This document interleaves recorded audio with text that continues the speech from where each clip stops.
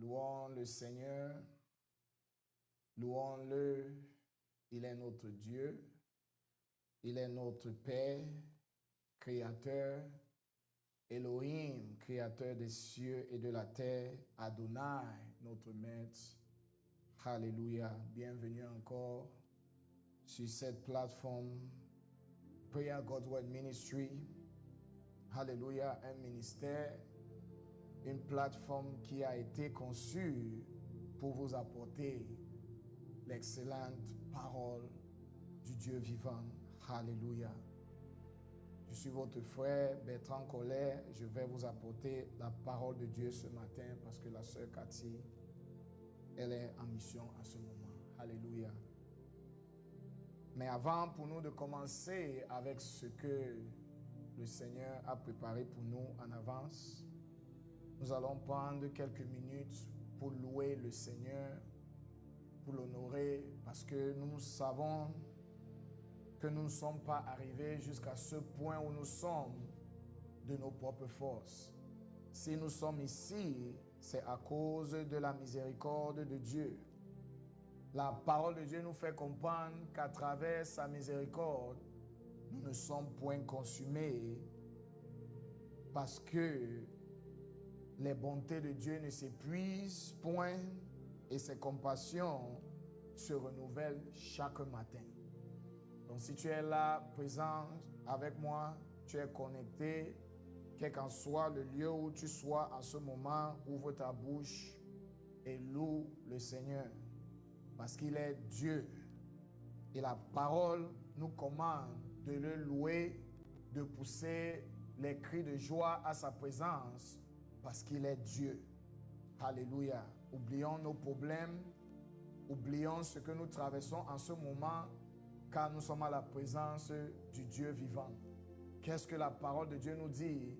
Lorsque deux se réunissent ensemble, il est au milieu d'eux. Et nous savons avec foi que le Seigneur est là parmi nous, parce que c'est lui qui a mis en nous ce désir de nous regrouper encore afin que nous puissions nous rafraîchir dans sa présence. Alors ouvre ta bouche avec moi ce matin et rends grâce à Dieu notre Père. Père, au nom de Jésus, nous te remercions encore pour l'opportunité que tu nous as donnée d'être dans ta présence. Merci pour ta miséricorde qui nous a préservés durant toute la nuit, car tu n'as laissé qu'aucun mal ne puisse nous localiser, nous détruire au cours du chemin. Père, tu es fidèle. Nous te remercions pour le sang de Jésus. Oui, ce sang que tu nous as donné pour la remission et le pardon de nos péchés. Ce sang qui nous a permis d'être devant ta présence sainte et irrépréhensible au nom de Jésus. Père, nous nous humilions devant toi pour implorer encore ta miséricorde ce matin. Ta parole nous instruit en disant, si nous disons que nous n'avons point péché, nous nous décevons nous-mêmes. Mais ta vérité n'est pas en nous. Mais si nous confessons nos péchés, toi seul, tu es juste et fidèle de nous pardonner tout péché et de nous purifier de toute injustice. Et ce matin, nous implorons ta miséricorde, afin que tu puisses encore nous laver du sang de Jésus, laver les membres de nos familles qui sont présents ce matin et l'œuvre de nos mains, afin que rien ne puisse entraver l'œuvre que tu as préparée pour nous ce matin pour ta gloire, au nom de Jésus. Nous prenons le temps de reconnaître le Saint-Esprit, notre consolateur que tu nous as donné, car tu nous as fait la promesse que tu ne nous laisseras pas comme les orphelins, mais tu nous enverras quelqu'un d'autre. Et ce quelqu'un d'autre est le Saint-Esprit que tu nous as donné lorsque nous avons cru à ta parole, le salut, la vérité qui nous a été prêchée, et nous avons été scellés par la puissance du Saint-Esprit jusqu'au jour que tu vas encore revenir. Oh Père, merci pour tout ce que tu as fait pour nous. Saint-Esprit, c'est honneur. Prends le contrôle de l'atmosphère. Prends le contrôle des ondes pour la transmission de ce message, afin que ce que tu as préparé, le conseil que tu vas encore communiquer pour ton peuple ce matin, qu'ils puissent le recevoir au nom de Jésus. Père, dispose nos cœurs ce matin, afin que ceux qui ont les oreilles puissent écouter ce que l'Esprit dit. Et enlève de nous tout ce qui endurcit nos cœurs, afin que cette parole que tu vas planter ce matin dans nos cœurs puisse être fructueuse dans nos vies. Et lorsque tu auras fait ce que toi seul es capable de faire, que ton peuple soit édifié ce matin et que toute la gloire puisse rentrer à Jésus. Au nom de Dieu, Jésus, nous avons prié. Amen, amen. Amen. Bienvenue encore sur cette section. Alléluia, notre culte du dimanche. Nous allons lire dans le livre de Genèse, chapitre 24, versets 1 à 9. Genèse, chapitre 24, versets 1 à 9. Abraham était vieux, avancé en âge, et l'Éternel avait béni Abraham en toutes choses. Abraham dit à son serviteur, le plus ancien de sa maison, l'intendant de tous ses biens, « Mais je te prie ta main sous ma cuisse. Je te ferai jurer par l'Éternel, le Dieu du ciel et le Dieu de la terre, de ne pas prendre mon fils, une femme parmi les filles des Cananéens, au milieu desquels j'habite, mais d'aller dans mon pays et dans ma patrie prendre une femme pour mon fils Isaac. » Le serviteur lui répondit, « Peut-être la femme ne voudra-t-elle pas me suivre dans ce pays-ci? Devais-je mener ton fils dans le pays d'où tu es sorti? » Abraham lui dit, « Garde-toi d'y mener mon fils. L'Éternel, le Dieu du ciel, qui m'a fait sortir de la maison de mon père et de ma patrie, qui m'a parlé et qui m'a juré en disant, je donnerai ce pays à ta postérité, lui-même enverra son ange devant toi, et c'est de là que tu prendras une femme pour mon fils. Si la femme ne veut pas te suivre, tu seras dégagé de ce serment que je te fais faire. Seulement, tu n'y mèneras pas mon fils. » Le serviteur mit sa main sous la cuisse d'Abraham, son Seigneur, et lui jura d'observer ces choses. Alléluia. Père, au nom de Jésus, c'est ton honneur maintenant de parler à ton peuple et de partager ce qui vient de ton cœur, afin que ceux qui sont là, présents dans ta présence, puissent être édifiés et que toute la gloire puisse te revenir. Dispose à présent nos cœurs, afin que la parole que nous allons recevoir ce matin puisse être pour nous comme une nourriture. Car toi seul as déclaré que l'homme ne vivra pas seulement du pain, mais de toute parole qui sort de ta bouche. Père, parle-nous ce matin, parle aussi à ton serviteur qui t'écoute, au nom de Jésus. Amen. Ce matin, frères et sœurs, je vais m'exprimer sur un sujet que le Seigneur m'a permis d'intituler « Comprendre le dessein de Dieu pour le mariage ». Nous avons essayé de prêcher sur ce message une fois, mais à cause de ce que l'ennemi avait vu, il a contrecarré ses plans. Et ce matin, nous venons encore parce que le Seigneur a mis cela dans nos cœurs pour édifier son peuple.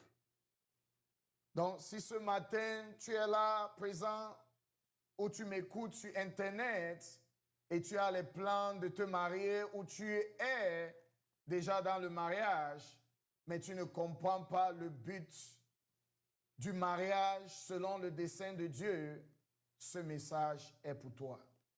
Ce n'est pas les messages que nous prêchons facilement et que nous mettons comme une priorité sur ce que le Seigneur nous a appelés à prêcher. Parce que lorsque nous suivons l'emploi de temps que le Seigneur nous donne, notre but principal, c'est de gagner autant d'âmes pour le Seigneur afin que personne ne puisse se retrouver dans les ténèbres. Mais dans notre cheminement avec le Seigneur, pour ceux qui sont des célibataires, les parents qui sont en train d'élever leurs enfants, nous devons anticiper les moments où ils vont entrer dans la maturité et aussi se marier.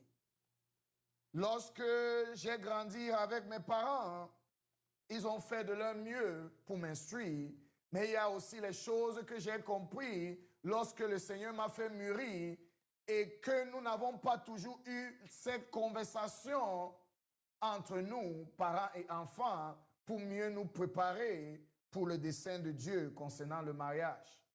Parce qu'il y a certains sujets qui sont tabous parmi nous les Africains, mais lorsque nous regardons la société dans laquelle nous vivons, ce que nous les parents, nous ne prenons pas le temps d'instruire nos enfants, ils vont apprendre cela dehors.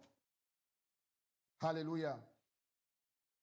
Bien-aimés dans le Seigneur, lorsque nous examinons la culture du mariage aujourd'hui, il est évident que beaucoup de gens s'éloignent de cette institution sacrée car l'ennemi a dénaturé le concept original du mariage.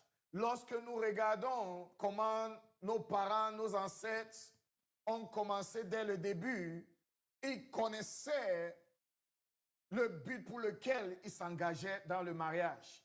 Ils ne regardaient pas trop le matériel comme le monde dans lequel la société où nous opérons aujourd'hui se focalise. Pour certaines personnes, avant pour toi d'être même considéré, si tu n'as pas un statut où tu es stable, tu as un certain montant en banque, on ne te regarde même pas comme un bon prétendant. On ne te considère pas. Parce que la manière dont Dieu a fait les choses, il nous les a communiquées si nous prenons le temps d'examiner ce que le Seigneur nous a donné. La majorité d'entre nous, nous sommes nés dans les traditions. Et c'est dans cette tradition que nous avons appris comment fonctionner dans la société. Mais au moment où ces traditions ont été introduites dans nos vies, la parole de Dieu, on l'a mise à part. Beaucoup de réunions aujourd'hui, les gens qui se regroupent selon les tribus, toutes les lois qu'ils ont, les règles qui fonctionnent pour permettre à ceux qui font partie de leur réunion, afin qu'ils puissent s'épanouir, les règles ne fonctionnent pas toujours en mettant Dieu au centre de ce qu'ils font. Mais lorsque nous regardons ce que le Seigneur lui-même a commencé, parce que le mariage ne vient pas de l'homme, il est venu de Dieu. Et parce que l'ennemi a trouvé un moyen de changer le concept originel du mariage, cela a conduit de nombreuses personnes à croire que le mariage n'est pas nécessaire pour expérimenter les choses que le Seigneur nous a promis lorsque nous venons ensemble comme mari et femme. C'est pour ça qu'aujourd'hui, nous avons beaucoup de gens qui font le viens, on reste. L'homme te promet le mariage, mais pendant 10 ans, il est toujours en train d'étudier ton caractère. Et beaucoup de femmes aujourd'hui réduisent leur dignité au point où aujourd'hui, ce n'est plus l'homme qui drague la femme, mais c'est la femme qui drague l'homme au point où elle est la personne qui se met à genoux pour demander la main de l'homme en mariage. Voilà la société dans laquelle nous vivons. Quand tu regardes à Facebook, même dans les films qu'on produit pour nous montrer comment la société a déjà changé, nous avons tout changé. Tout changé. Parce que Satan, c'est un mauvais maître. Et nous allons commencer cet enseignement avec ce que Dieu lui-même a institué dès le début. Parce que si tu es né dans la génération de maintenant, la définition que tu vas avoir concernant le mariage ne sera pas la définition du commencement. C'est pour ça que nous allons à la racine d'abord avant de comprendre. Parce que la volonté de Dieu pour nous, c'est que chacun puisse revenir à ce que Dieu lui-même a institué. Pas ce que l'homme a institué parce qu'il est allé à l'école et il a acquis les diplômes et il se sent maintenant quelqu'un qui est éloquent pour bien parler et convaincre les gens. Moi, je ne suis pas convaincu parce que les gens disent c'est la Bible qui est le standard. Alléluia. Donc, tout ce que je vais partager ce matin viendra de la Bible. Alléluia. Avant de comprendre le but du mariage, examinons le contexte biblique pour nous familiariser avec les expectations de Dieu. La Bible commence par le récit concernant le premier homme dans Genèse 1, 26. Puis Dieu dit, faisons l'homme à notre image et selon notre ressemblance, et qu'il domine sur les poissons de la mer, sur les oiseaux du ciel, sur le bétail, sur toute la terre et sur tous les reptiles qui rampent sur la terre. Après avoir créé l'homme, Dieu l'a placé dans un jardin préparé pour lui, pour nous montrer que avant que l'homme se lève pour dire qu'il va aller chercher une femme, tu dois d'abord chercher un moyen de survivre. Parce que le Seigneur nous montre comment il a fait les choses. L'homme n'est pas seulement venu, il n'est pas seulement apparu à la scène sans avoir quelque chose qui va définir son rôle. C'est pour ça que Dieu a préparé un jardin. Dans ce jardin, il a rempli de tous les délices. Et quand Adam est venu, il avait le travail à faire. Mais la majorité de nous voulons les femmes, mais nous n'avons pas les moyens de nous en offrir. Ça montre déjà que nous ne comprenons pas comment Dieu a fait les choses. Alléluia. Et plus tard, Dieu a reconnu que l'homme ne devait pas rester seul. C'est Dieu qui a créé l'homme. C'est Dieu qui a reconnu que ce n'est pas bien que l'homme qu'il a créé reste seul. Suivez-moi bien. Mais qu'il fallait quelqu'un avec qui tout partager, comme les créatures qu'il avait nommées s'inscrivaient dans son dessein. Tu mets deux chiens ensemble. Le mâle et la femelle qui sont là, au début, se détestent. Ils se croquent.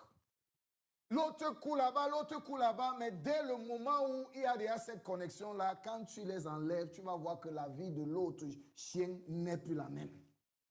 Dieu nous éduque à travers les animaux. Et lorsque Adam, le Seigneur lui a donné la mission de donner un nom à chaque créature, il n'a pas fait ça en un jour. Lorsque nous lisons les autres récits qui ont été écrits, le Seigneur va apporter un certain nombre de créatures et Adam va donner un nom à chacun. Mais tout le temps qu'il regardait les animaux, il voit qu'il y a le mâle et la femelle, mais lui, il n'arrive pas à trouver l'être qui lui est semblable, avec qui il va partager les choses. Donc nous voyons, et la Bible nous dit maintenant, c'est Dieu qui a reconnu que l'homme ne devait pas rester seul. La Bible continue son récit expliquant comment l'homme fonctionnait lorsqu'il fut seul dans le jardin. Il avait le travail, Il n'était pas préoccupé qu'il devait trouver une femme parce que Dieu lui a donné une activité qui occupait sa pensée, mais malgré qu'il comprenait qu'il y avait quelque chose qui n'allait pas et il ne savait pas comment connecter ça, c'est Dieu qui a résolu encore ce problème. Genèse 2, 19, verset 20 dit, l'Éternel Dieu forma la terre, de la terre tous les animaux des champs et tous les oiseaux du ciel, et il les fit venir vers l'homme pour voir comment il les appellerait. Et enfin, que tout être vivant porta le nom que lui donnerait l'homme. Et l'homme donna des noms à tout le bétail, aux oiseaux du ciel et à tous les animaux des champs. Mais pour l'homme, il ne trouvera point d'aide semblable à lui. C'est le constat que l'homme a fait. Et quand il a fait ce constat, il ne savait pas que Dieu avait déjà déclaré en lui-même que l'homme que j'ai fait là, c'est pas bon pour qu'il soit seul. Alléluia. Et maintenant, Genèse, chapitre 2, verset 18, la version amplifiée, indique que le Seigneur Dieu a observé qu'il n'était pas bon pour l'homme d'être seul et a déclaré qu'il créerait une aide semblable à lui. La décision pour l'homme d'être uni avec une femme, ça vient de Dieu. Donc, si quelqu'un te dit, est-ce que tu es obligé de te marier et tout ça là, toi-même, ta propre nature te dit à un certain âge, tu dois être avec quelqu'un qui va t'épouser pour fonder une famille. Mais lorsque cette personne te dit, parce que son mariage n'a pas marché, te dit, est-ce que tu es obligé de te marier avec quelqu'un? Ça ne vient pas de Dieu. Satan doit trouver un moyen pour exprimer sa pensée parmi nous. Et toute personne qui se porte à lui livrer ses oreilles, il va mettre ses paroles et c'est comme ça qu'il va nous décourager. Lorsque Dieu a formé l'homme, a formé la femme, il n'a pas utilisé la même méthode que pour l'homme en rassemblant de la poussière du sol. Au lieu de cela, il a pris une partie du côté de l'homme, la côte, et en a façonné la femme avant de la présenter à l'homme. Dieu nous montre le processus. Cet acte revêt plusieurs significations. Avant tout, il indique que la femme est issue de l'homme. Aujourd'hui, la femme a le privilège d'enfanter l'homme, mais la femme est venue de l'homme. C'est ça que Dieu nous montre. Impliquant qu'elle n'était pas destinée à exister ou à agir indépendant de l'homme. Parce que quand Dieu a créé la femme, c'est la côte de l'homme qu'il a utilisée pour façonner la femme. Il n'a pas créé la femme indépendante de l'homme. Et lorsque nous regardons ce que la société partage aujourd'hui, oh, tu n'es pas obligé de te marier, tu peux tout faire sans homme. Satan, lui, il est contre l'union. Il est contre le mariage. Donc, il va bien développer ses arguments pour faire en sorte que ceux qui ont la possibilité de se marier, de s'engager et de dire « oui, je veux » devant le Seigneur et devant les hommes ne puissent pas arriver jusqu'à ce niveau. Alléluia. La femme a été créée pour aider l'homme d'une manière qui améliorait sa qualité de vie. Parce que l'homme était là, il était préoccupé à faire ce que Dieu lui a donné comme tâche. Mais lorsque la femme est venue, elle est venue comme cette aide supplémentaire.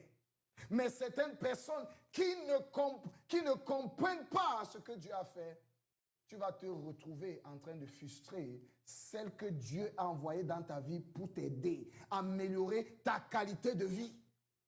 Elle a un plus qu'elle apporte dans ta vie, mais beaucoup d'entre nous qui ne connaissons pas, on frustre ce que Dieu a mis en elle. Alléluia. Ensemble, ils étaient appelés à exercer leur dominion sur toute la création. Parce que quand Dieu a dit, faisons l'homme à notre image, la femme était déjà inclue, mais la femme était où? Elle était en l'homme. Alléluia. Et so, le Seigneur nous dit maintenant, C'est pourquoi il déclare, l'homme quittera son père et sa mère et s'attachera à sa femme et ils deviendront une seule chair. Dès le début, ils étaient une seule chair. La femme était à l'intérieur, mais parce que le Seigneur voulait montrer comment il a fait les choses, il les a divisés. Voici l'homme, voici la femme. Dès qu'ils se marient, ils retournent encore à la phase de départ. Ils forment une seule chair, ils ne sont pas séparés. Cela a établi l'institution sacrée du mariage comme un modèle pour la vie de l'homme. Cependant, à cause du péché d'Adam contre Dieu, ce péché n'a pas seulement affecté sa relation qu'il avait avec Dieu, mais aussi la relation que l'homme a envers sa femme. Parce que tu t'imagines, lorsque tu commences à te mettre dans le scénario où, parce que la femme a été séduite par ce que le serpent a dit, ça impliquait ceci. L'homme aussi a cru à la femme parce qu'il aime sa femme. Il a brisé le commandement de Dieu. Maintenant, les deux commencent à souffrir. Tu te retrouves, tu regardes ta femme. Ouais, si tu n'avais pas écouté ce que le serpent t'a dit, on n'allait pas être aujourd'hui. Quand l'homme travaille, il travaille maintenant dur sur cette terre que le Seigneur a maudit. Ce qui devait avoir plus, maintenant il ramène un peu. Quand tu regardes dans certains foyers, tu donnes même l'argent à la femme. Regarde ça, le genre, qu'est-ce que tu m'as même donné? Qu'est-ce que tu m'as même donné? Donc nous voyons la frustration de ce que ce péché a produit. Et ça arrive au point où certains disent seulement, si c'est comme ça que le mariage est bête, je reste à mon coin, tu restes à ton coin. Va trouver quelqu'un qui va s'occuper de toi, la manière dont tu as ça dans ta tête. Parce que les deux ne comprennent pas l'image que le Seigneur était en train de montrer dès le départ. Alléluia. La Bible nous dit maintenant qu'après la désobéissance de l'homme, un jugement a été prononcé contre eux concernant la postérité de la femme et celle du serpent. Genèse 3,15 énonce que Dieu a déclaré un conflit perpétuel entre la postérité de la femme et le serpent, avec la promesse qu'il écraserait la tête du serpent, tandis que celui-ci blessera son talon. Ça, c'est une déclaration de guerre concernant le mariage, parce que celui qui est la postérité que le Seigneur a choisi, celui qui est le Messie qui devait écraser la tête du serpent, allait venir à travers la femme sous l'institution du mariage. Ce que le Seigneur a commencé.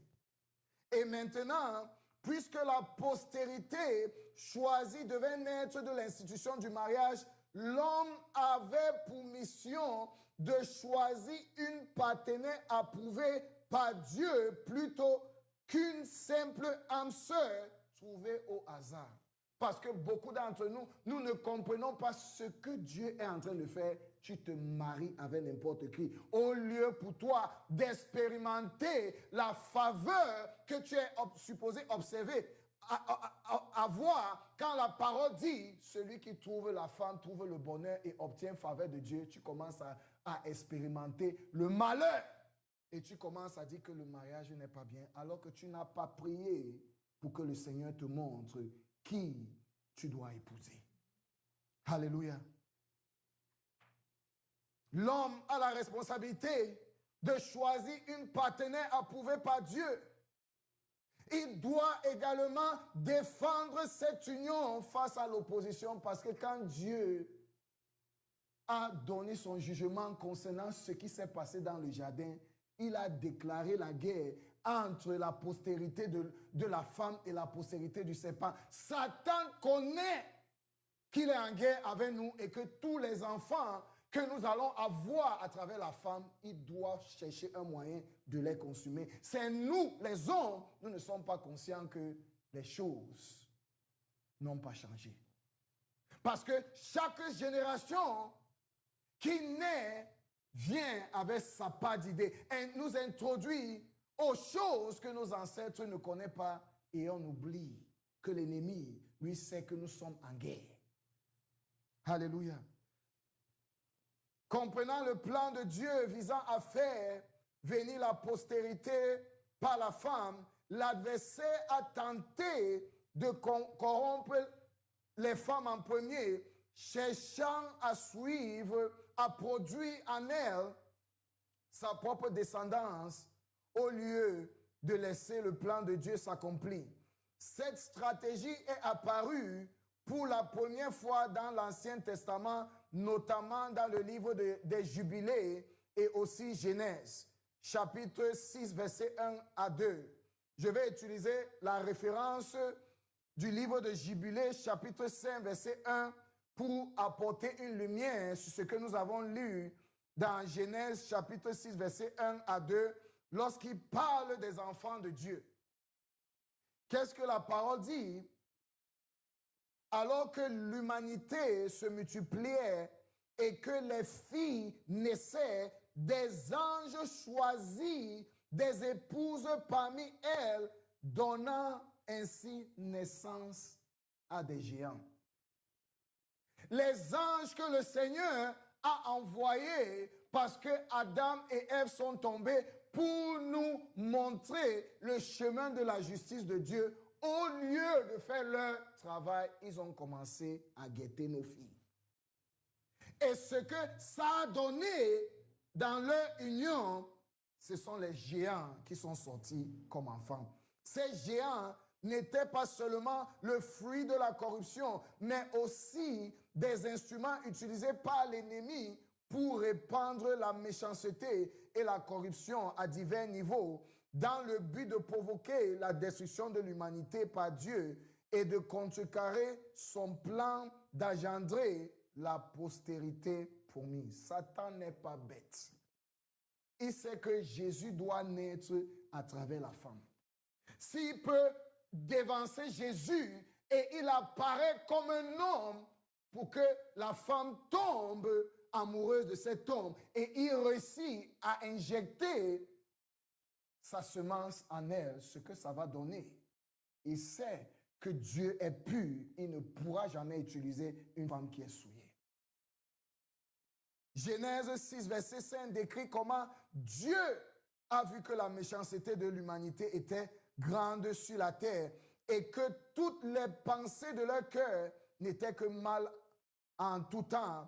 Il regretta d'avoir fait l'homme et en fut peiné. Par conséquent, Dieu décida de détruire tous les êtres vivants, humains, animaux, reptiles et oiseaux, car il regrettait de les avoir créés. Satan croyait qu'il avait réussi son plan. Il a fait en sorte que Dieu se fâche contre sa propre création afin qu'il puisse prendre la décision de détruire. Mais la Bible nous dit, mais Noé trouva grâce aux yeux de l'Éternel. Et c'est à travers Noé et son épouse que Dieu a poursuivi son plan après le déluge afin d'établir une descendance qui accomplirait la prophétie de Genèse 3,15. Alléluia. En regardant donc le passage que Dieu nous a donné pour ce matin, nous voyons que Abraham, qui a été choisi par Dieu, a accompli le plan de Dieu pour sa vie. Parce que le Seigneur choisit dans chaque famille qui est née, dans des générations, il choisit la personne avec qui il va continuer avec son plan. Abraham était inclus. Mais avant, pour Abraham de mourir, il a pris grand soin d'assurer que son fils Isaac trouverait une épouse capable de contribuer à la réalisation des promesses divines. Parce que Dieu a appelé Abraham. Il a appelé pour lui donner un héritage qu'il lui avait promis. Abraham a savouré des jours que Dieu lui a permis d'avoir. Mais la bénédiction que Dieu lui a donnée n'était pas seulement pour lui seul. Les enfants d'Abraham, les enfants qui vont naître de lui, nous aussi, nous sommes inclus dans la postérité d'Abraham. Il fallait donc que Abraham nous montre ce que nous devons faire afin que nous puissions expérimenter sa bénédiction. Il donna donc sagement des instructions à son serviteur de confiance en disant, je veux que tu jures par l'Éternel, le Dieu du ciel et de la terre, que tu ne choisiras pas d'épouse pour mon fils parmi les femmes cananéennes de la région où je vis, parce qu'il a en tête ce que Dieu lui a donné comme héritage. Mais beaucoup d'entre nous, aujourd'hui, nous ne sommes pas conscients du destin que Dieu nous a donné, l'héritage qu'il a préparé pour nous. Parce que tu as vécu dans la pauvreté. Lorsqu'un homme arrive devant toi, il est bien vesté, il a un peu d'argent et il te donne une liasse de monnaie. Tu ne sais pas s'il fait partie de la secte. Tu es prêt à donner tes filles que tu as élevées à la maison qui ne connaissent rien de ce qui est impur, les donner pour un peu de liasse d'argent. Le Seigneur nous parle. Abraham nous montre les choses.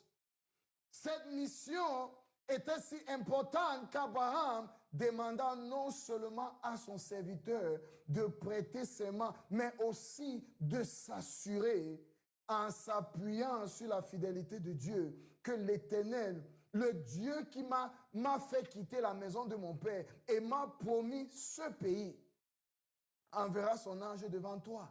Tu trouveras là-bas une épouse pour mon fils.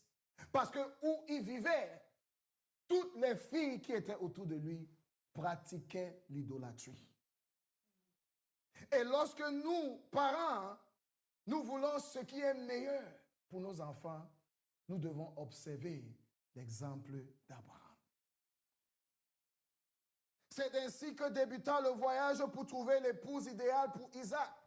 Si l'on considère maintenant la signification du mariage, on peut y voir une union magnifique entre l'homme et une femme créée pour accomplir leur dessein divin comme une chair. Parce que Abraham ne cherchait pas à donner à son fils quelqu'un d'autre qui va contrecarrer ce que Dieu lui a donné. Lui, il a vécu ce que Dieu lui a donné, expérimenté l'abondance que Dieu lui a donnée, mais qu'en est-il de son fils? Est-ce qu'il a besoin que son fils trouve une femme qui va venir lui faire les problèmes? Et ce que son père a pris le temps de lui enseigner et de commencer maintenant à lui détourner des instructions qu'il a reçues. Il n'était pas bête. C'est pour ça qu'il a insisté et il a dit à son serviteur, il faut jurer que tu ne vas pas prendre une femme pour mon fils d'entre les filles cananéennes. Alléluia. La Bible souligne ce point en affirmant que pour cette raison, l'homme quittera son père et sa mère pour s'attacher à sa femme et qu'ils deviendront une chair parce qu'ils ont une mission ensemble pour accomplir, selon ce que le Seigneur leur a donné. Le Père céleste lui-même a établi ce principe dès le commencement. Il reflète l'unité qui existe entre lui et le Fils. Lorsque Jésus a également exprimé ce lien, lorsqu'il a prié pour les croyants, il a prié pour que les croyants soient un avec lui et le Père. Écoutons la prière de Jésus. Dans Jean chapitre 17, verset 20 à 21, il déclare, « Je ne prie pas seulement pour eux, mais aussi pour ceux qui croiront en moi grâce à leur message, afin que tous soient un. Père, tout comme toi, Père, tu es en moi et je suis en toi, qu'ils soient aussi un en nous, afin que le monde croit que tu m'as envoyé. » Lorsque nous voyons le principe d'union dont Jésus a parlé ici, où était la femme dès le début? Elle était en homme, à l'homme. Jésus était où? Est-ce qu'il était séparé du Père ou il était dans le Père? nous voyons les mêmes principes, mais beaucoup d'entre nous, parce que nous ne comprenons pas ce que Dieu essaie de faire, nous venons séparer les gens. Quand quelqu'un vient te parler de ses problèmes, au lieu de l'encourager à rester dans le mariage, à lui donner les conseils qui vont l'aider à endurer, tout en cherchant la face de Dieu, tu lui dis plutôt que ce vaurien, il faut même te séparer de lui. N'est-ce pas? Je t'ai dit dès le départ que ça n'allait pas marcher. Jésus dit que personne ne puisse séparer ce qu'il a uni. Si tu dois intervenir comme la personne qui les ramène ensemble. Pas celui qui va venir les diviser. Alléluia.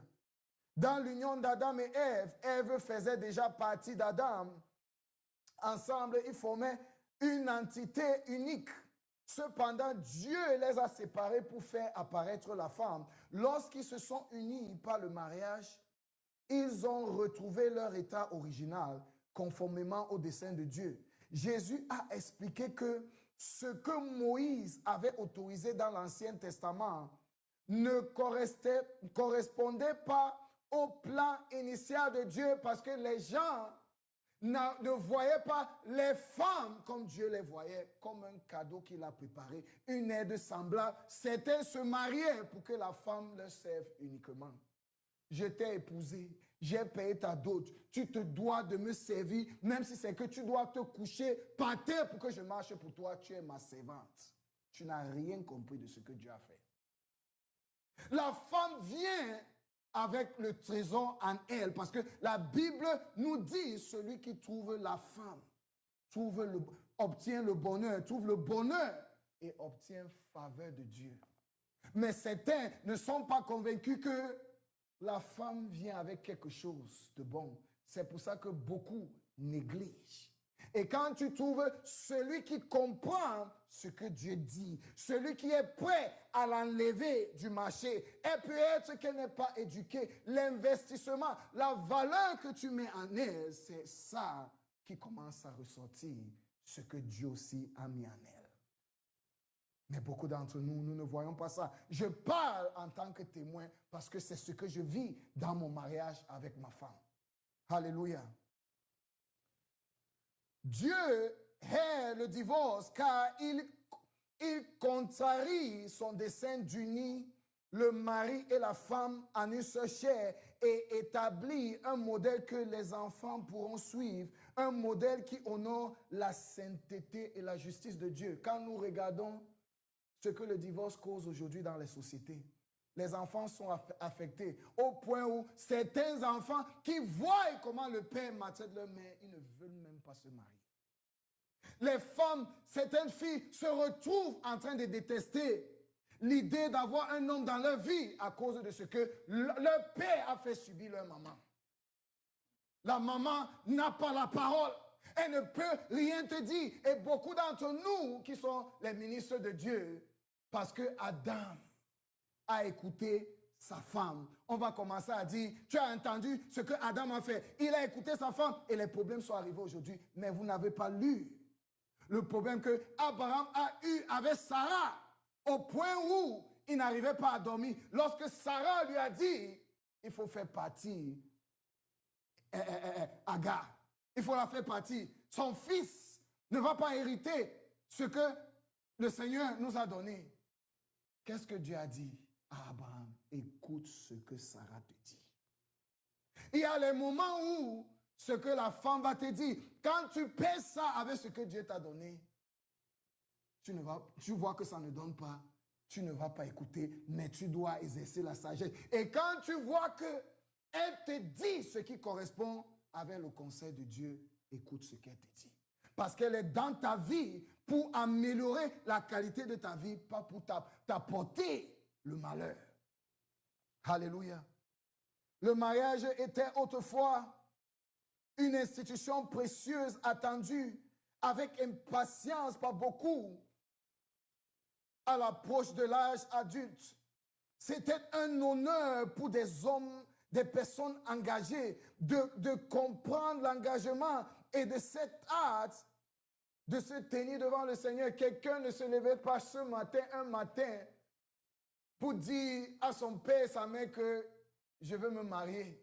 Au point où il se retrouve devant monsieur le maire pour dire qu'il va prendre cette femme comme son épouse et la femme va faire pareil. Il prenait le temps de réfléchir. Il prenait le temps d'examiner les choses parce que leurs parents d'abord étaient un modèle pour eux. Ça, c'était avant que le divorce ne devienne commun aujourd'hui. Alléluia. Son but était de susciter, après avoir reçu la bénédiction divine, une génération sainte consacrée au Seigneur. Dieu dit qu'il a béni Adam et Ève. Lorsque nous regardons à Genèse chapitre 1, verset 28, Dieu les bénit en leur et leur dit, soyez féconds, multipliez-vous, remplissez la terre et soumettez-la. Il n'a pas dit ça à l'homme seul, il les a dit à deux. Parce qu'ils formaient une chair. L'homme ne peut pas soumettre la terre seule parce que la femme sera son soutien. La femme a les idées. La manière dont elle capte ce que Dieu met en elle n'est pas de la même manière que l'homme écoute le Seigneur. Même après la chute de l'humanité, le mariage demeure un magnifique symbole de notre rôle en tant qu'épouse du Christ, nous rappelant de nous préparer avec ferveur à son retour. Aujourd'hui, nous savons que nous sommes l'épouse du Christ, mais est-ce que nous sommes préparés? Quand nous regardons aussi notre société, avant qu'une femme puisse se marier ce jour, est-ce qu'elle ne va pas prendre le temps de se maquiller? Est-ce qu'elle ne va pas prendre le temps de passer par les soins de beauté, enlever les taches, afin que ce jour, quand le gars va se placer devant elle, il va se dire, Seigneur, merci pour la femme-ci. Il sera content. Mais quand Christ regarde son corps, nous ne regardons pas les choses telles que Dieu l'a créé.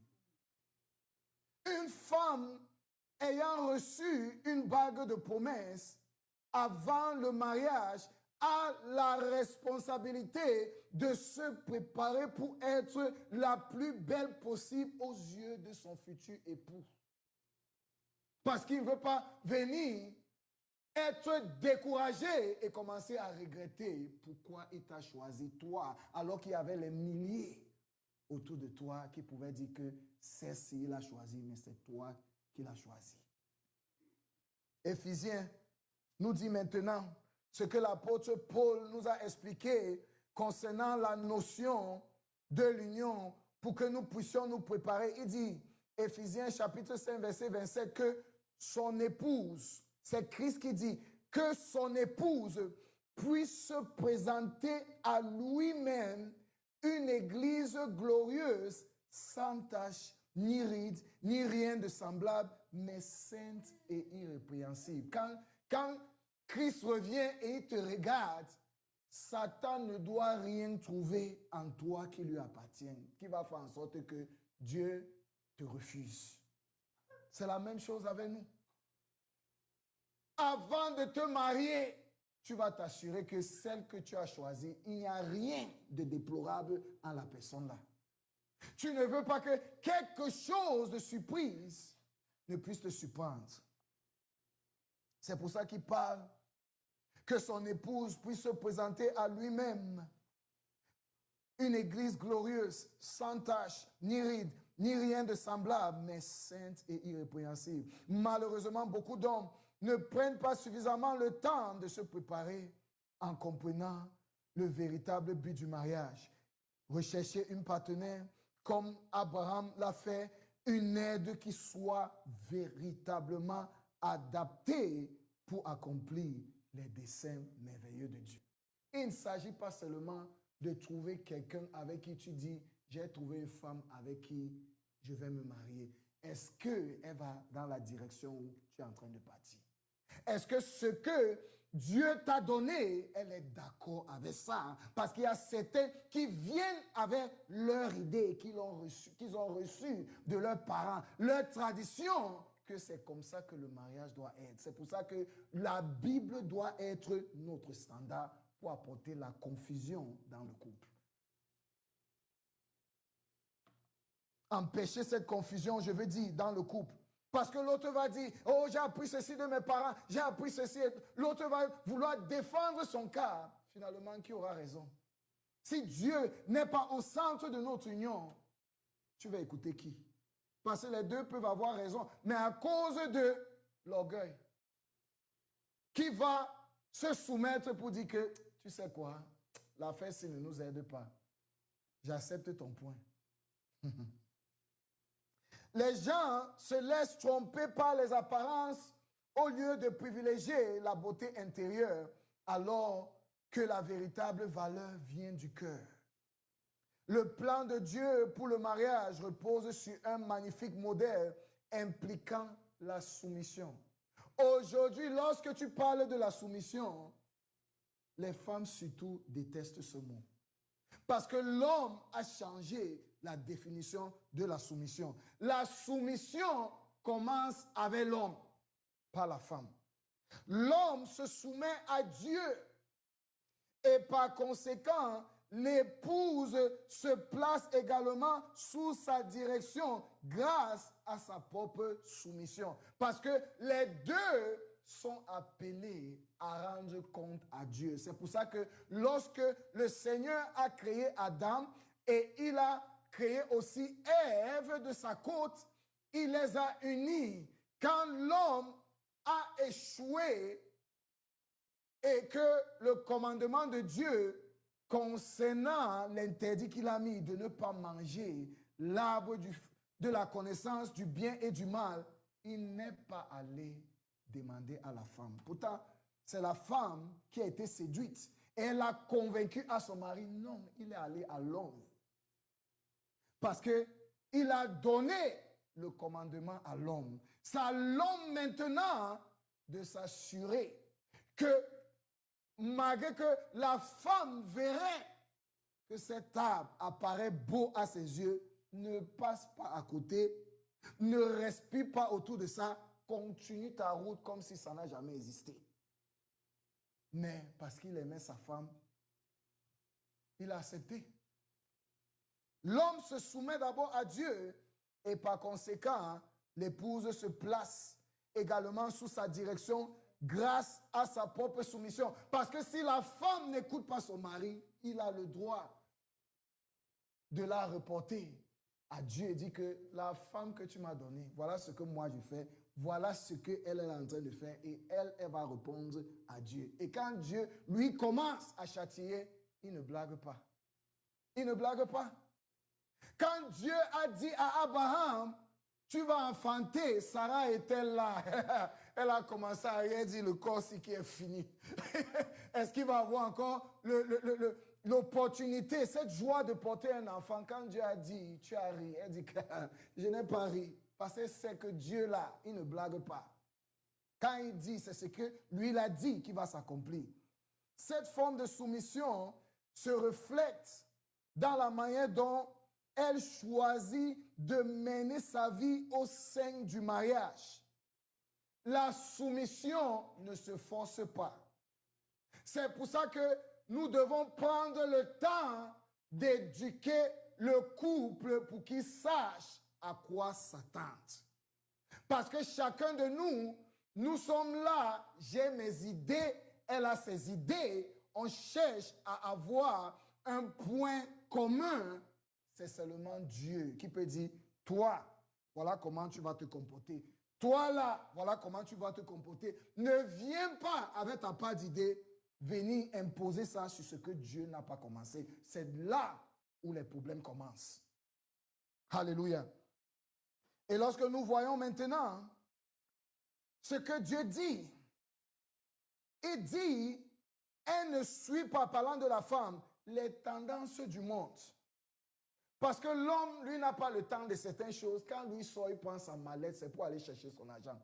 C'est la femme maintenant qui sera séduite avec ce qu'elle voit, ce qui est à la mode et comment se rendre belle pour son mari au point où certaines femmes se retrouvent en train d'acheter les perruques qui n'ont pas de prix. Ça, c'est une réalité que nous voyons aujourd'hui. Tu acceptes les gens, tu ne sais pas comment ils ont fait pour avoir l'argent. Il te dit que ton mari là, il ne te donne rien, mais mon gars là, le gars me donne 1 million pour aller choper tout ça là, mais tu ne connais pas toute l'histoire. Le peu que Dieu t'a donné à toi et ton mari, parce qu'il vous prend progressivement, tu veux devenir comme ta copine là. En une nuit, tu vas te mettre en train de parler et de minimiser ce que l'homme te donnait. Et pourtant, tu acceptais, tu comprenais, tu étais là, tu priais pour que Dieu bénisse cet homme parce que tu sais que ça n'a pas été facile pour toi de trouver un homme qui t'a pris, accepté de payer ta dot et te mettre dans la maison pour que vous cheminez ensemble. Mais quelqu'un du dehors, parce que tu ne comprends pas ce que la personne a dans le cœur, va venir te dire les trucs et tu commences à faire les problèmes dans ton foyer. Alléluia. Il dit, maintenant, comment les générations passées faisaient pour conquérir leur mari. Dieu dit, elle ne suit pas les tendances du monde, mais laisse ses actes témoigner pour elle. Il y a une marche à suivre. C'est pas que quand ton mari va dire, ah, tu es déjà à Z, ça ne donne pas. Ça ne donne pas. Parce que nous, les hommes, on a une manière d'apprendre. Ce n'est pas avec la violence. Ce n'est pas en nous montrant que tu es allé à l'école, tu connais conjuguer le français et tu nous corriges à tout moment. Quand nous voyons la manière dont tu es, la manière dont tu prends le temps de faire les choses, fais en sorte que notre image soit bien. Il y aura un temps, le Seigneur, même quand nous nous égarons, c'est lui qui va tirer nos oreilles. Tu vois ma fille là que tu es en train de maltraiter là, si tu t'amuses avec moi. Dieu parle, il aime ses enfants, il aime ses filles. Faut blaguer avec Dieu. C'est pour ça qu'il nous montre ce que nous devons faire. Il dit à l'image des femmes d'autrefois qui savaient conquérir leur mari et attirer pour elles la bénédiction divine. 1 Pierre chapitre 3, versets 3 à 6. Ayez non cette parure extérieure qui consiste dans les cheveux tressés, les ornements d'or et les habits qu'on revêt, mais la parure intérieure cachée dans le cœur, la pureté incorruptible d'un esprit doux et paisible qui est d'un grand prix devant Dieu. Mais tu vois les femmes aujourd'hui, la manière dont elles vont mettre, je ne sais pas ce que tu appelles ça, ou c'est les soucis, ou c'est les cils qui chassent là comme ça, ou qui t'a dit que tu es belle.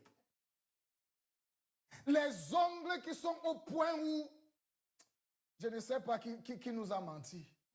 On a oublié la manière dont Dieu nous a créés. Beauté naturelle, nous nous retrouvons en train de prendre les choses de ce monde. Je ne sais pas qui tu cherches à impressionner. Satan connaît. Et lorsque tu prends maintenant ces choses, tu commences à mettre ça sur ton visage. Tu pèses les trucs et tout ça là. Tu entres dans le système égyptien. Et tu te retrouves maintenant en train de provoquer ou réveiller les désirs sexuels au point où les gens commencent maintenant à venir après toi. Et Satan leur donne les expressions pour savoir comment te conquérir. Après, tu te retrouves en train de briser ton foyer. Le Seigneur a simplifié les choses. Il n'est pas contre la beauté, mais nous devons savoir comment l'ennemi utilise ce qui nous paraît beau, d'ajouter ça. Quel est le but pour toi d'ajouter sur ce que Dieu t'a déjà donné, qui constitue une beauté naturelle? Il y a une intention derrière cette idée que tu ne comprends pas. Parce que ces choses n'ont pas commencé aujourd'hui. Si tu fais tes recherches dans la vie de Joseph, c'est ce que la femme de Potiphar faisait. Elle s'embellissait, elle mettait les choses et tout ça là pour charmer l'enfant d'autrui, mais il a su fuir. Mais aujourd'hui, tu présentes l'os devant un chien qui a faim, il va manger. Il va manger. Fais les choses pour ton mari, pas pour l'homme de dehors.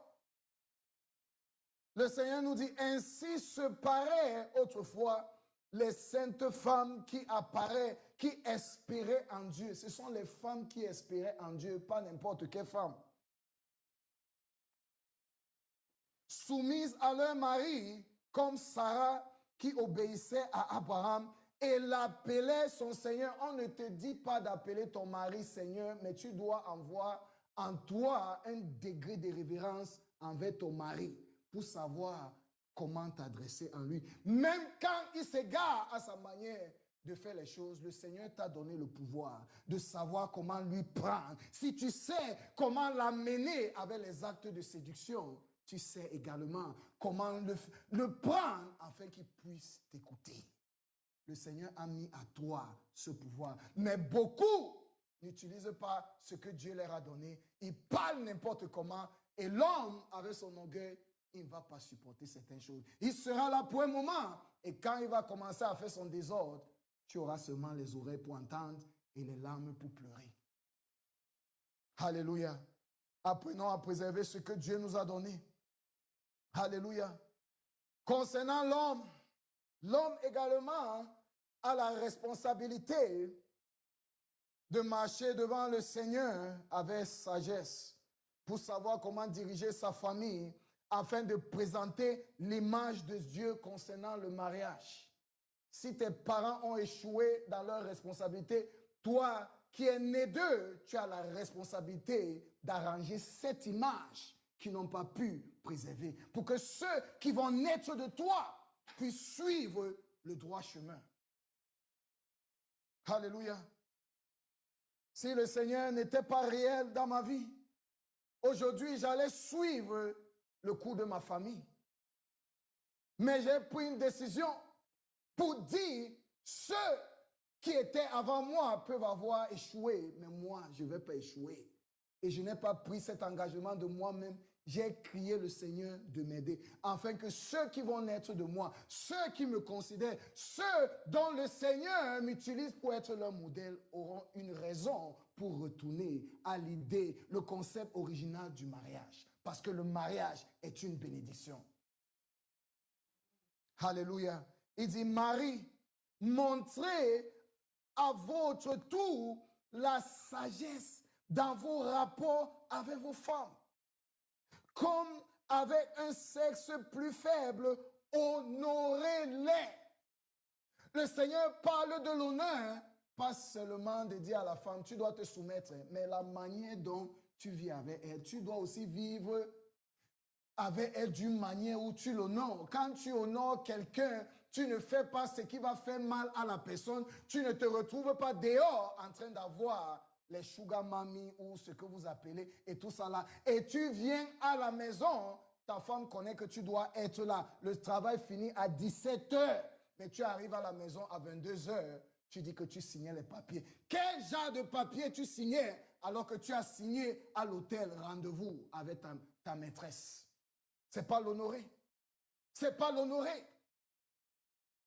Et beaucoup d'entre nous, c'est comme ça que nous gâtons nos foyers parce que nous ne comprenons pas ce que Dieu a investi en nous. Le Seigneur a un plan. Il essaie de faire naître à travers nous une génération qui est bénie. Mais quand nous nous retrouvons, on mange ici, on mange là-bas, tu engages une secrétaire, tu ne peux pas lui donner l'emploi jusqu'à ce que tu la manges. Et tu penses que le Seigneur ne voit pas. Toutes ces choses apportent les malédictions, les maladies sur nous. Et nous ne regardons pas que cela affecte nos enfants. Alléluia. Le Seigneur parle d'honorer nos femmes comme devant aussi héritier, comme héritier avez-vous de la grâce de la vie. Tu n'as pas hérité, tu n'as même pas mérité la vie que Dieu t'a donnée seule. Il dit, ta femme et toi, Dieu vous a donné cela comme cadeau. Alléluia. Qu'il en soit ainsi, afin que rien ne vienne faire obstacle à vos prières. Quand nous échouons d'honorer nos femmes, laissez-moi vous dire la vérité, les prières qu'on va faire, homme, je nous parle, frère, Dieu ne va pas écouter. Parce que c'est l'hypocrisie. Il sait que tu maltraites sa fille.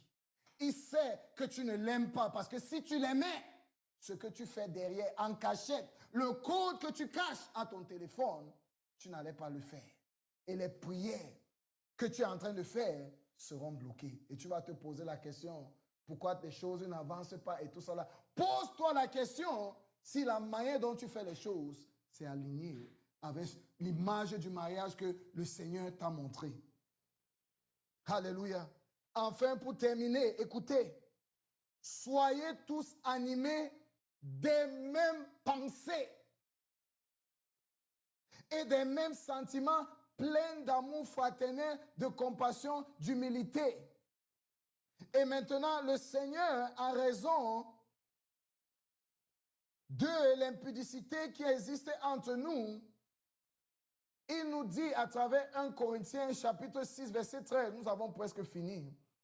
Le corps n'est pas pour l'impudicité, il est pour le Seigneur et le Seigneur pour le corps. Donc si nous comprenons cette logique venant de Dieu, qui dit le corps qui nous a donné, que tu sois homme ou femme, le corps là ne t'appartient pas.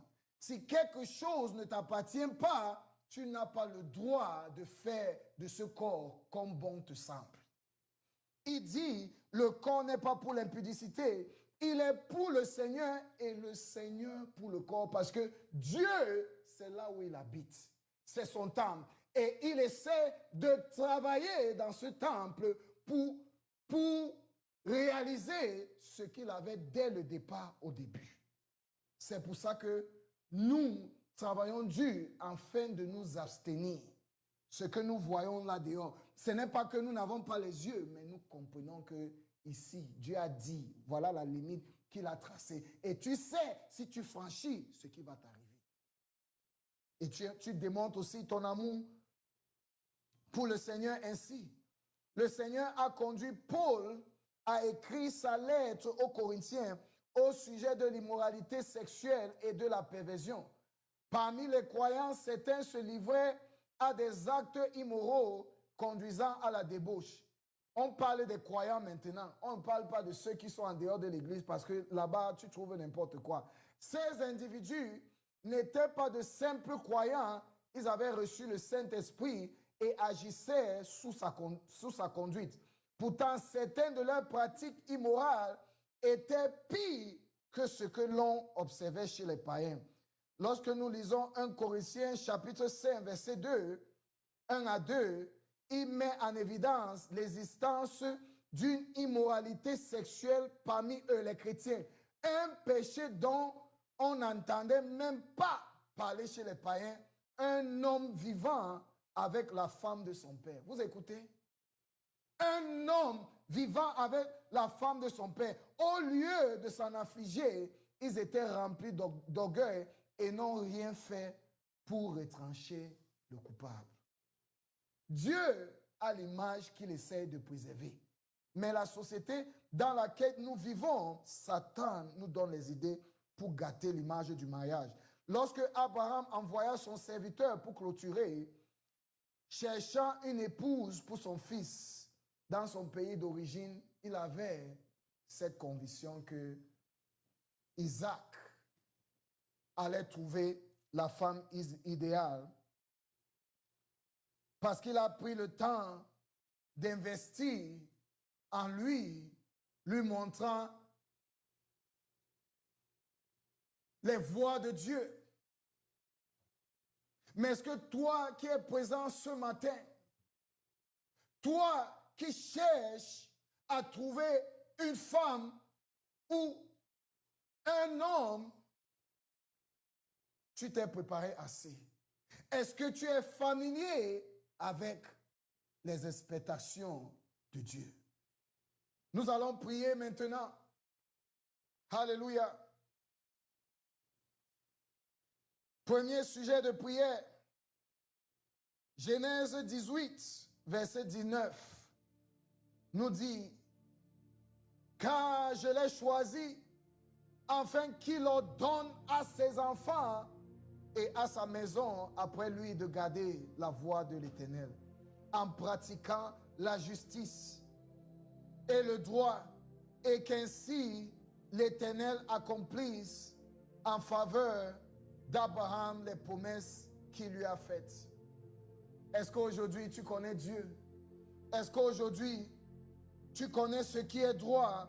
Est-ce qu'aujourd'hui tu exerces la justice de Dieu pour que tu puisses aussi suivre comme Abraham la voie de l'Éternel afin qu'il puisse accomplir les promesses qu'il t'a fait à travers Abraham?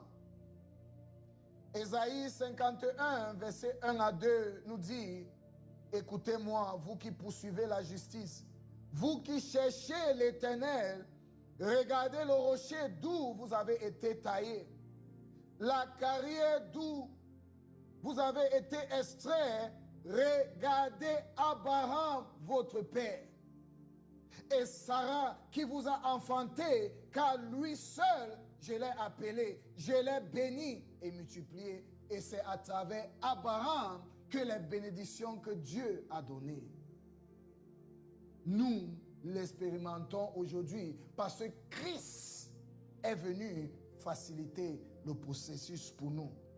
Tu vas ouvrir ta bouche avec moi et tu vas prier. Père, aide-moi à suivre l'exemple d'Abraham en observant la voie du Seigneur. En observant la voie du Seigneur, en pratiquant la justice et l'équité, afin que les bénédictions du Seigneur accordées à Abraham se manifestent aussi dans ma vie au nom de Jésus. Le Seigneur est là.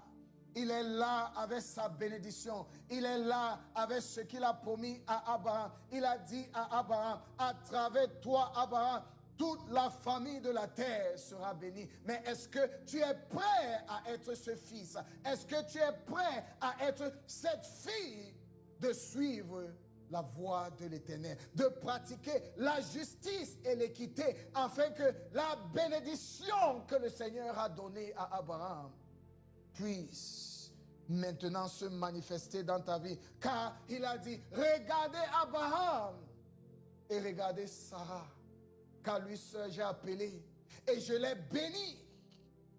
Est-ce que tu es prêt ce matin? Père, aide-moi. Aide-moi à suivre l'exemple d'Abraham en observant la voie du Seigneur. Quel qu'en soit où je me trouve en ce moment, quel qu'en soit ce que j'ai reçu comme éducation, aide-moi à suivre ce que toi tu me dis, l'instruction que tu me dis. Parce que tu m'as donné comme modèle Abraham. Abraham a marché selon les voies de l'Éternel et il a été donné ce mandat d'instruire sa famille aussi dans la justice, l'équité, afin que les promesses que Dieu lui a données puissent aussi se transférer et se manifester à sa postérité. Père, ce matin, je suis devant toi. Je viens devant toi, je viens auprès de toi parce que j'ai cette volonté de marcher selon la voie de l'Éternel comme Abraham, l'ami fidèle. Abraham l'a fait. Montre-moi, Seigneur, tes voies. Aide-moi à suivre l'exemple d'Abraham afin que je puisse observer la voie de l'Éternel pour pratiquer la justice, l'équité, afin que ce que tu as promis comme bénédiction puisse se manifester non seulement dans ma vie, mais aussi dans la vie de ceux qui vont naître à travers moi au nom de Jésus. Alléluia. Deuxième sujet de prière. 1 Timothée chapitre 4 verset 1 à 3 avertit qu'au dernier jour, certains abandonneront la foi, suivront des esprits séducteurs et des doctrines démoniaques, proféreront des mensonges par l'hypocrisie et auront la conscience marquée au feu rouge. Ces enseignements prescriront le mariage ou empêcheront le mariage et interdiront la consommation d'aliments que Dieu a créés pour être pris avec Action de grâce pour ceux qui croient et reconnaissent la vérité. La vérité est communiquée et ceux qui connaissent la vérité de Dieu doivent être en mesure de reconnaître le mensonge de Satan, où Dieu a dit ne mets pas, ne fais pas ceci, quelle qu'en soit la manière dont Satan va habiller son expression qui paraît bien, mais nous amène à désobéir le Seigneur. Nous devons être en mesure de reconnaître que ceci ne vient pas de Dieu. Alléluia. Tu vas demander à Dieu de t'enraciner, de te donner le désir d'être enraciné. Parce que nous vivons dans une société où les gens ne respectent plus les normes de Dieu. L'église de maintenant, c'est une église qui se comporte n'importe comment. Les gens font du n'importe quoi. Mais Dieu n'a pas changé. Les générations ont changé. Les générations ont introduit de nouvelles idées. Mais les voies de l'Éternel sont les mêmes. C'est pour ça qu'il est nécessaire pour toi et moi d'être enracinés plus que jamais dans l'instruction de Dieu. Ouvre ta bouche avec moi et prie. Père, accorde-moi le désir d'être enraciné dans ta vérité, afin de pouvoir discerner ceux qui sont conduits par des démons et qui séduisent les élus par de fausses doctrines au nom de Jésus. Père, aide-moi. Aide-moi, accorde-moi ce désir d'être enraciné, même si c'est que tu peux être là, mais tu as les difficultés. Qu'est-ce que la parole de Dieu nous dit à Philippiens 2,13? Que c'est Dieu qui produit le vouloir et le pouvoir de faire selon sa bonne volonté. Dieu est capable de te donner ce désir dont tu as besoin de rester marié à cet homme, à cette femme. Si tu restes enraciné en lui, il est capable d'augmenter ta capacité afin de comprendre, de voir la raison dans laquelle tu dois rester dans cette union, parce qu'il a une mission qu'il essaie d'accomplir à travers toi. Père, aide-moi, accorde-moi le désir d'être enraciné dans ta vérité. Dans ta vérité, aide-moi à reconnaître ta vérité, car ta parole dit, je connaîtrai la vérité qui est Christ, et Christ m'affranchira. Aide-moi à reconnaître la vérité, être enraciné dans cette vérité, au point où je pourrais être en mesure de discerner tout mensonge qui vient des doctrines inspirées par des démons, pour me faire me séparer de toi au nom de Jésus. Dernier point de prière. Qu'est-ce que la Bible nous dit? 2 Corinthiens chapitre 6, verset 14. Déconseille de s'associer indûment avec des incroyants. Lorsque Abraham a dit à son serviteur, jure-moi que tu ne prendras pas une femme à mon fils. Des filles cananéennes là, c'est pour dire que les croyants et les païens là n'ont pas d'union ensemble. C'est clair. Quel rapport y a-t-il entre la justice et l'iniquité, ou entre la lumière et les ténèbres? Dans 2 Corinthiens chapitre 6 verset 17 à 18, le Seigneur dit, sortez du milieu d'eux et séparez-vous-en et ne touchez pas à ce qui est impur et je vous accueillerai. Et il nous promet aussi, je serai pour vous un père et vous serez pour moi des fils et des filles, déclare le Seigneur Tout-Puissant. Dieu ne cherche pas à voir les enfants qui sont souillés, les enfants qui ne savent pas se séparer de ce qui est impur. Il cherche ceux qui ont ce désir de se séparer de ce qui est impur. Il dit, je vous accueillerai. Et il nous promet d'être un père pour nous.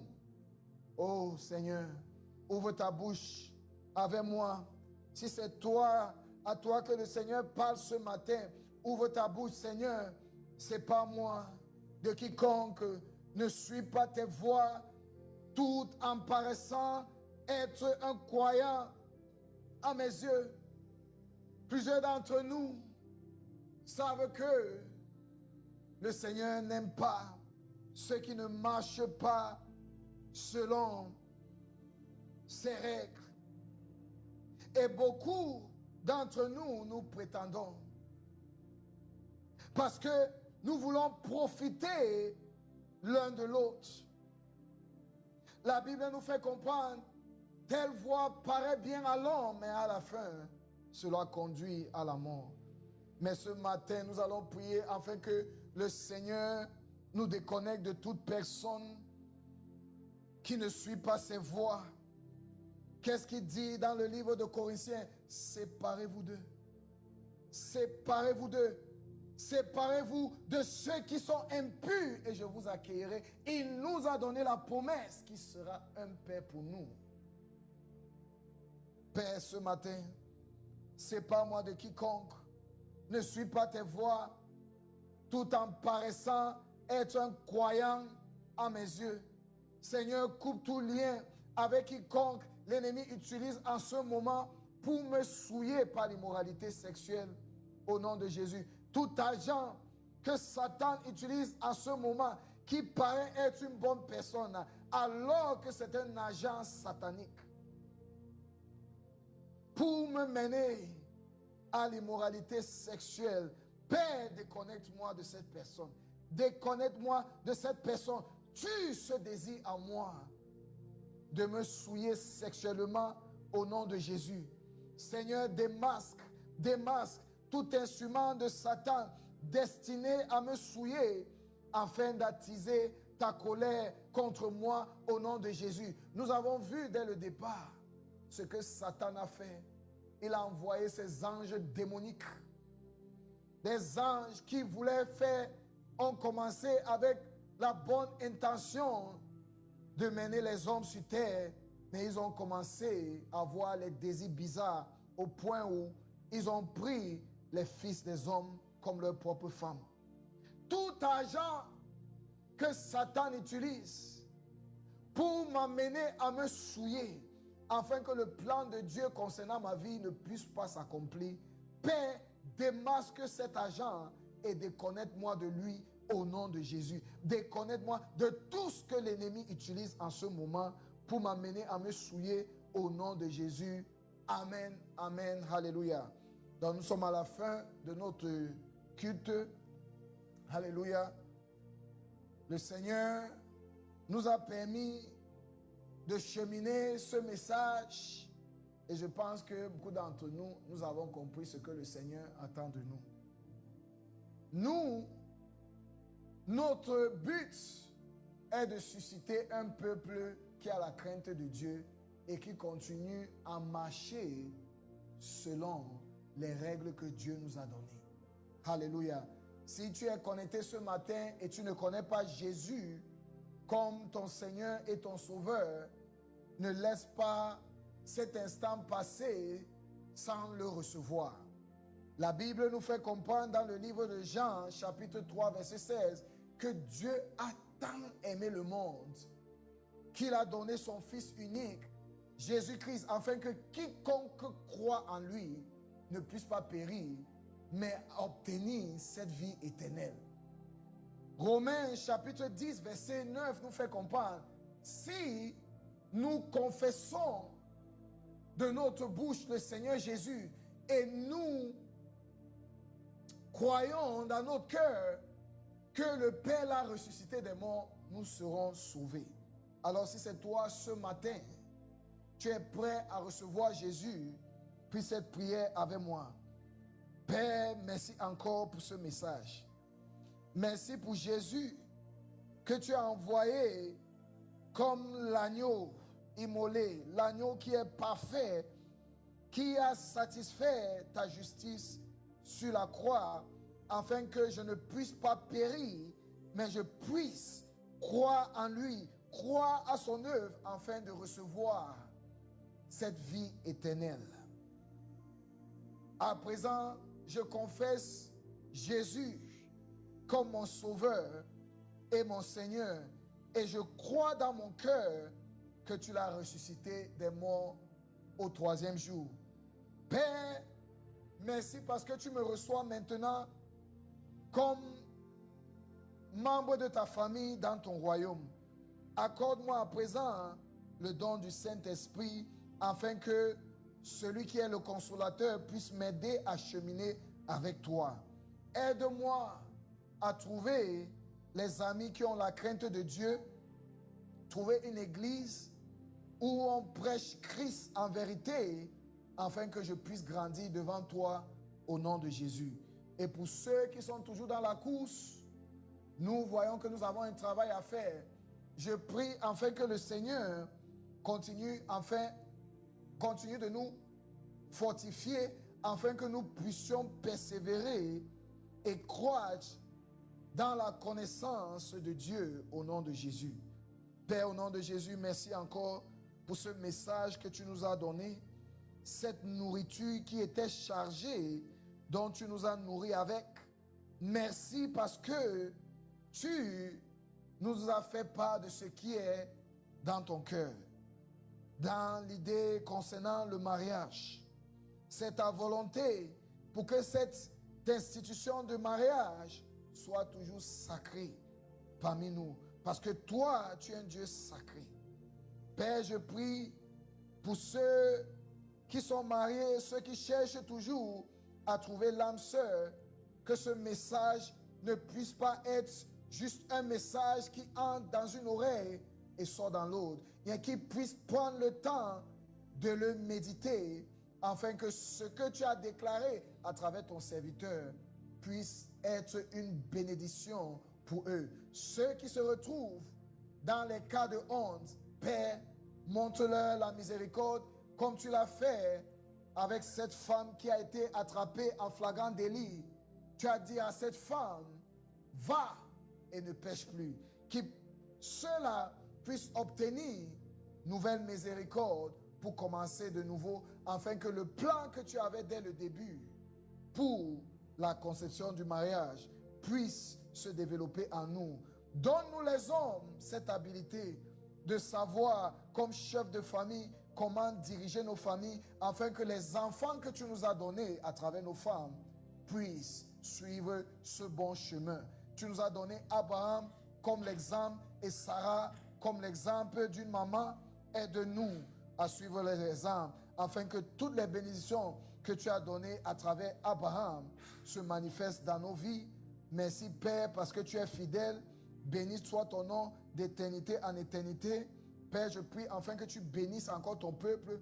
Bénis leur eau, bénis leur nourriture, ôte d'entre eux les maladies, jusqu'à ce que tu nous ramènes encore à un temps opportun pour être rafraîchis dans ta présence. Merci encore Père. Au nom de Jésus, nous avons prié et adoré. Amen. Que Dieu vous bénisse. Alléluia.